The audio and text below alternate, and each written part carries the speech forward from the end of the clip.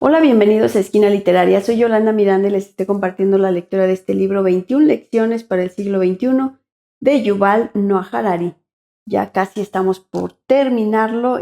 Vamos a dar inicio a la lección número 20 que se llama Significado.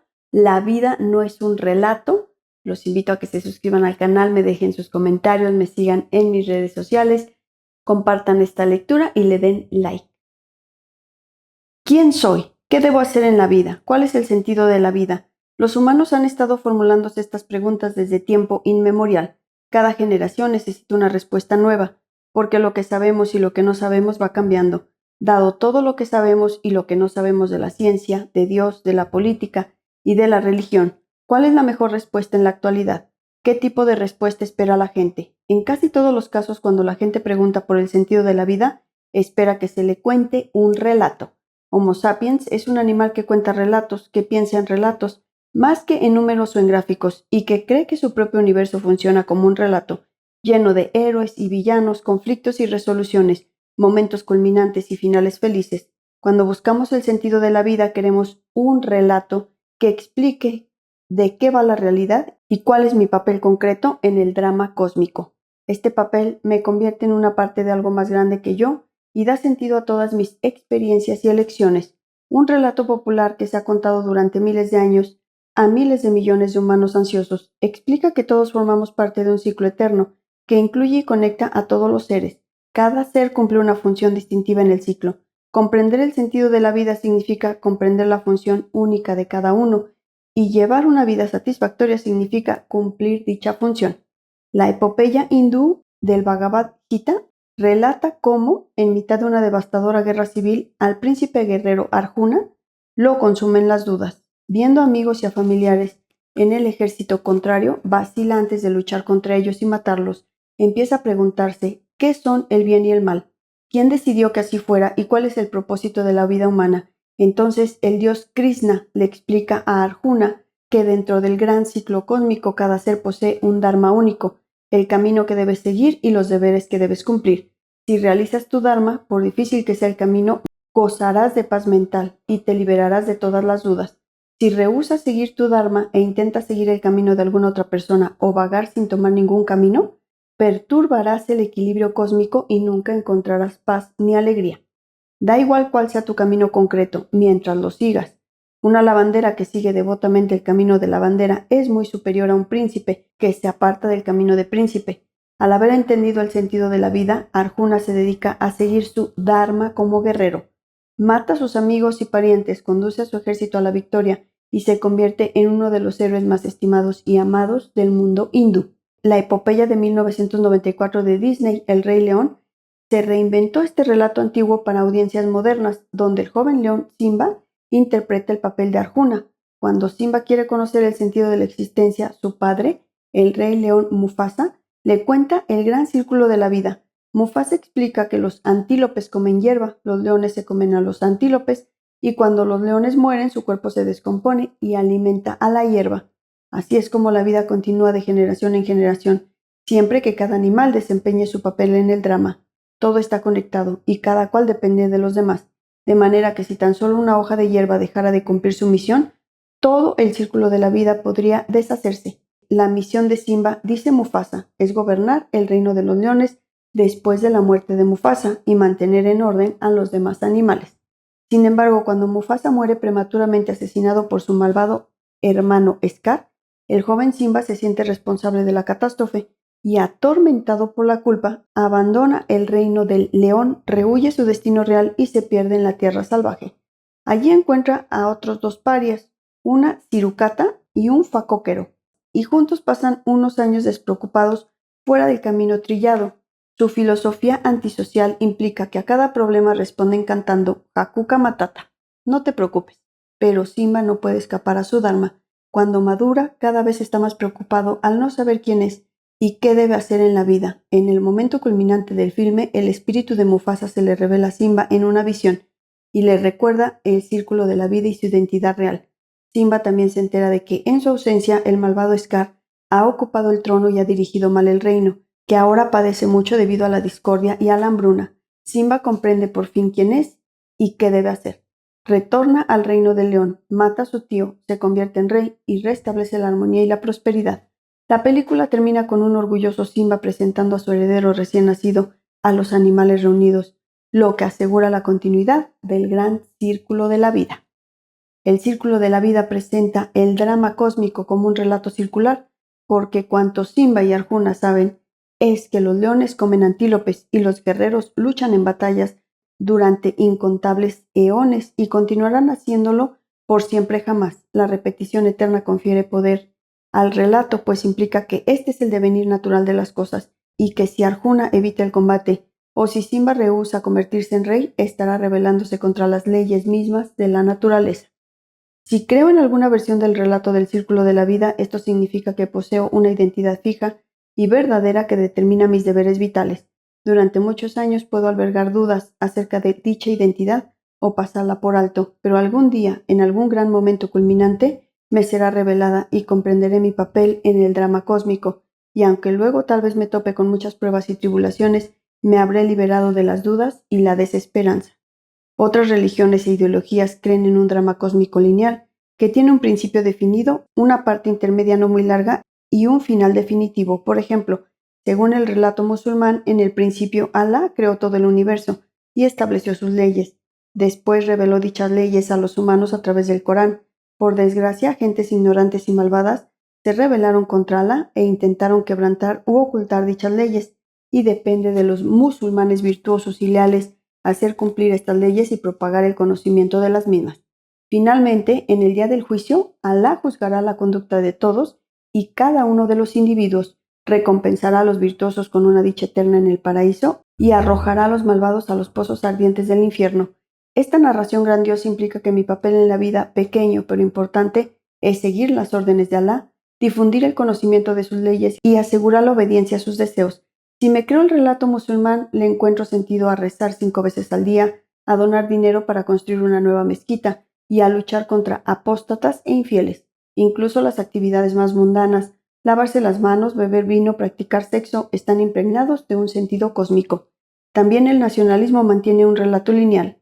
Así, el relato sionista comienza con las aventuras y los logros bíblicos del pueblo judío, narra 2000 años de exilio y persecución, alcanza un clímax en el Holocausto y el establecimiento del Estado de Israel, y desea que llegue el día en que Israel goce de paz y prosperidad y se convierte en un faro moral y espiritual para el mundo. Si me creo el relato sionista, llego a la conclusión de que la misión de mi vida es proveer los intereses de la nación judía, protegiendo la pureza del lenguaje hebreo, luchando para recuperar el territorio judío perdido o quizá teniendo y criando una nueva generación de leales niños israelitas. También en este caso incluso los proyectos rutinarios están impregnados de significado. El día de la independencia, los escolares israelíes suelen entonar una canción popular hebrea que ensalza cualquier acción emprendida por el bien de la patria. Un niño canta, he construido una casa en la tierra de Israel. Otro niño canta, he plantado un árbol en la tierra de Israel. Otro interviene con, he escrito un poema en la tierra de Israel. Y así sucesivamente, hasta que al final todos se unen en un coto que canta. Así tenemos una casa, un árbol, un poema y cualquier otra cosa que se quiera añadir en la tierra de Israel. El comunismo cuenta un relato análogo, pero se centra en la clase y no en la etnicidad. El manifiesto comunista empieza proclamando: la historia de toda sociedad hasta nuestros días no ha sido sino la historia de las luchas de clases, hombres libres y esclavos, patricios y plebeyos, nobles y siervos, maestros y oficiales, en una palabra, opresores y oprimidos. En lucha constante mantuvieron una guerra ininterrumpida, ya abierta, ya velada, una guerra que termina siempre, bien por una transformación revolucionaria de la sociedad, bien por la destrucción de las dos clases antagónicas. El manifiesto sigue explicando que en la época moderna la sociedad en su conjunto se divide cada vez más en dos grandes campos hostiles, en dos grandes clases enemigas, la burguesía y el proletariado. Su lucha terminará con la victoria del proletariado, lo que señalará el fin de la historia y el establecimiento del paraíso comunista en la tierra, donde nadie poseerá nada y todos serán completamente libres y felices. Si creo en este relato comunista, llego a la conclusión de que la misión de mi vida es acelerar la revolución global escribiendo feroces panfletos, organizando huelgas y manifestaciones, o quizá asesinando a capitalistas codiciosos y luchando contra sus lacayos.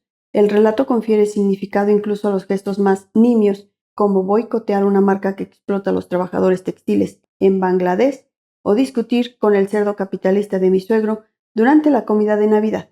Cuando considero toda la gama de relatos que buscan definir mi verdadera identidad y dar sentido a mis actos, me sorprende percatarme de que la escala significa muy poco. Algunos relatos, como el círculo de la vida de Simba, parecen extenderse hacia la eternidad. Solo ante el telón de fondo del universo puedo saber quién soy. Otros relatos, como la mayoría de los mitos nacionalistas y tribales, son poco convincentes en comparación. El sionismo considera sagradas las aventuras de alrededor del 0,2% de la humanidad y del 0,005% de la superficie de la Tierra durante una minúscula fracción de la duración total del tiempo. El relato sionista no atribuye ningún significado a los imperios chinos, a las tribus de Nueva Guinea ni a la galaxia de Andrómeda, y tampoco a los incontables eones que transcurrieron antes de la existencia de Moisés, Abraham y la evolución de los simios. Esta miopía puede tener repercusiones graves. Por ejemplo, uno de los mayores obstáculos para cualquier tratado de paz entre israelíes y palestinos es que los israelíes no están dispuestos a dividir la ciudad de Jerusalén. Aducen que esta ciudad es capital eterna del pueblo judío y sin duda no es posible transigir en algo que es eterno. ¿Qué son unas pocas personas muertas en comparación con la eternidad? Desde luego, esto es una completa estupidez. La eternidad tiene como mínimo 13.800 millones de años, la edad actual del universo. El planeta Tierra se formó hace unos 4.500 millones de años y los humanos han existido durante al menos 2 millones de años. En cambio, la ciudad de Jerusalén se estableció hace solo 5.000 años y el pueblo judío tiene a lo sumo 3.000 años de antigüedad, lo que difícilmente cumple los requisitos de eternidad. En cuanto al futuro, la física nos dice que el planeta Tierra será absorbido por un sol en expansión dentro de unos 7.500 millones de años y que nuestro universo continuará existiendo al menos 13.000 millones de años más. ¿Acaso hay alguien que crea seriamente que el pueblo judío, el Estado de Israel o la ciudad de Jerusalén seguirán existiendo dentro de 13.000 años? Por no hablar ya de 13.000 millones de años. Considerando el futuro, el sionismo tiene un horizonte de no más de unos pocos siglos, pero eso basta para colmar la imaginación de la mayoría de los israelíes y de alguna manera calificar como eternidad. Y la gente está dispuesta a hacer sacrificios en nombre de la ciudad eterna, que probablemente no harían por un efímero conjunto de casas. Cuando era un adolescente en Israel, también me cautivó inicialmente la promesa nacionalista de convertirme en algo mayor que yo mismo. Quería creer que, si daba mi vida por la nación, viviría para siempre en la nación, pero no comprendía lo que quería decir, vivir para siempre en la nación. La frase parecía muy profunda, pero ¿qué significa en realidad? Recuerdo una ceremonia concreta el Día de los Caídos, cuando yo tenía 13 o 14 años, mientras que en Estados Unidos el Día de los Caídos se caracteriza sobre todo por ir de compras. En Israel el Día de los Caídos es un acontecimiento muy solemne e importante. Ese día en las escuelas se realizan ceremonias para recordar a los soldados que han muerto en las muchas guerras de Israel. Los chicos visten de blanco, recitan poemas, cantan canciones, colocan coronas y hacen ondear banderas. De modo que allí estaba yo, vestido de blanco, durante la ceremonia de mi colegio, y entre el ondear de las banderas y el recitado de poemas pensé, naturalmente, que cuando creciera también me gustaría ser un soldado caído.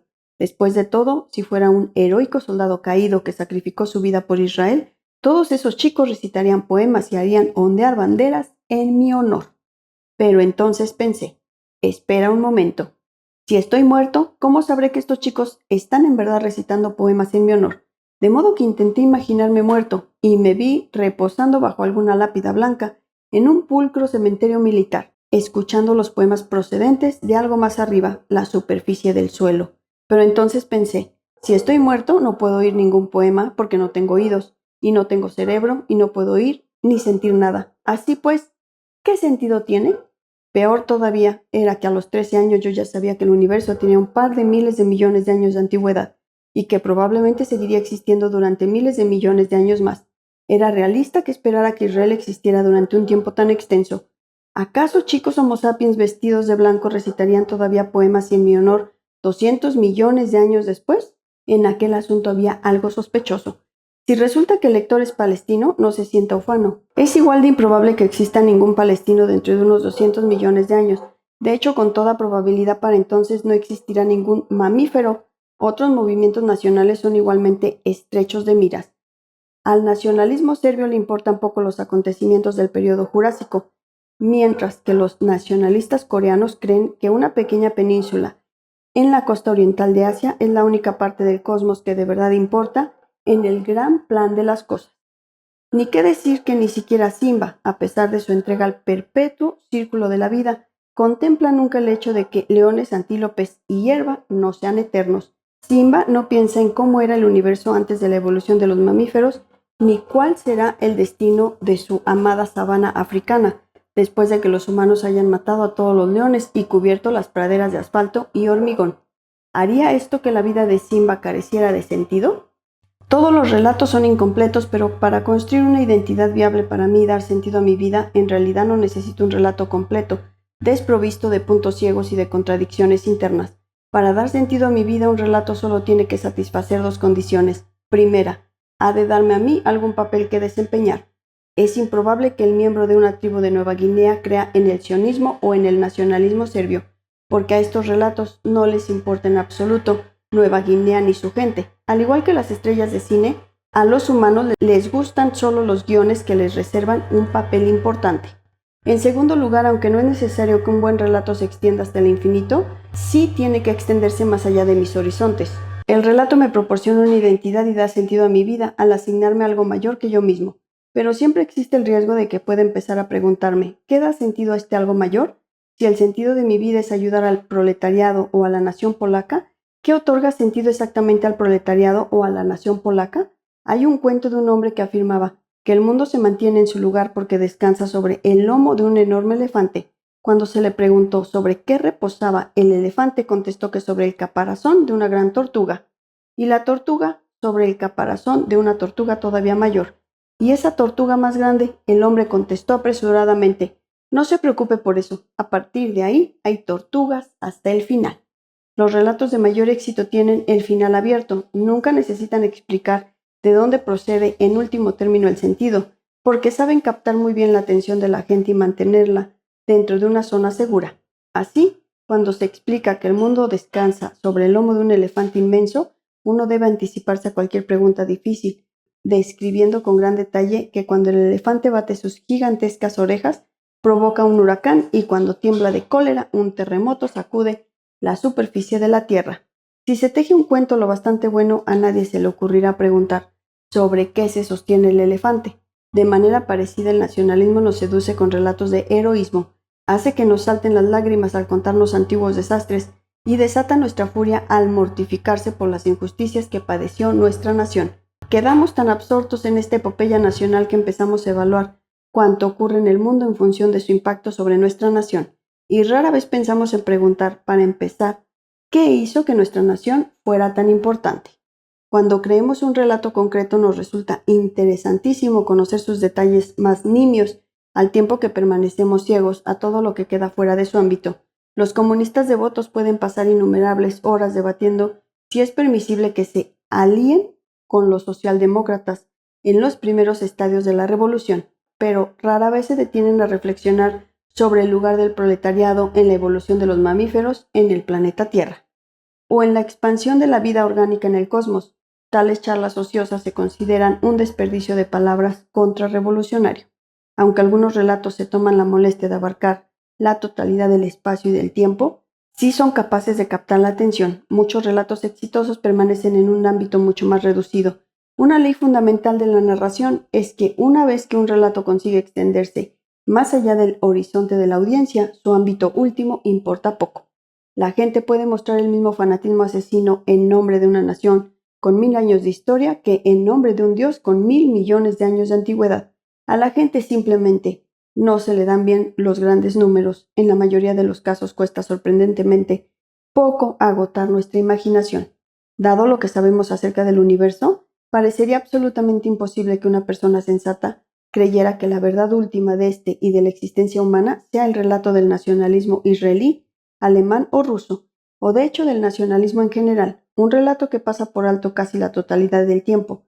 Todo el espacio, el Big Bang, la física cuántica y la evolución de la vida es, a lo sumo, una minúscula parte de la verdad, pero de alguna manera la gente consigue no ver más allá de él. En realidad, miles de millones de personas a lo largo de la historia creyeron que para que su vida tuviera sentido ni siquiera necesitaban ser asimilados dentro de una nación o de un gran movimiento ideológico. Era suficiente con que simplemente dejaran algo tras de sí, con lo que se aseguraran que su relato personal continuara más allá de su muerte.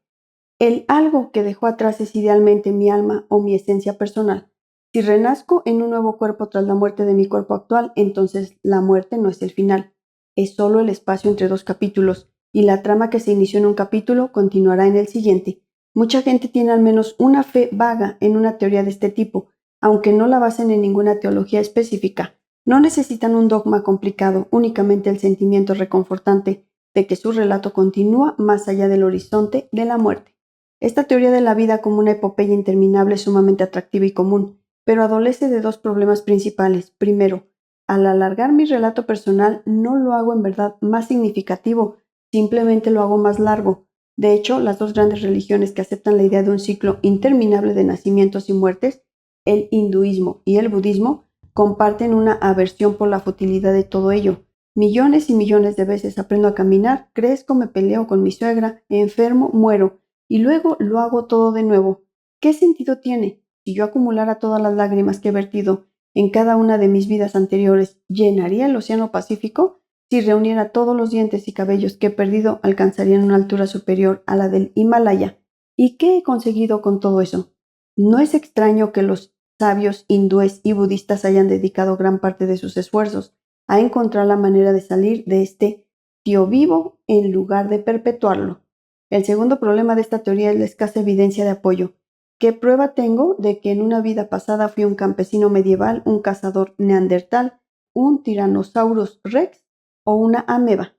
Si realmente viví millones de vidas, tuve que haber sido un dinosaurio y una ameba en algún momento, porque los humanos solo han existido en los últimos 2,5 millones de años.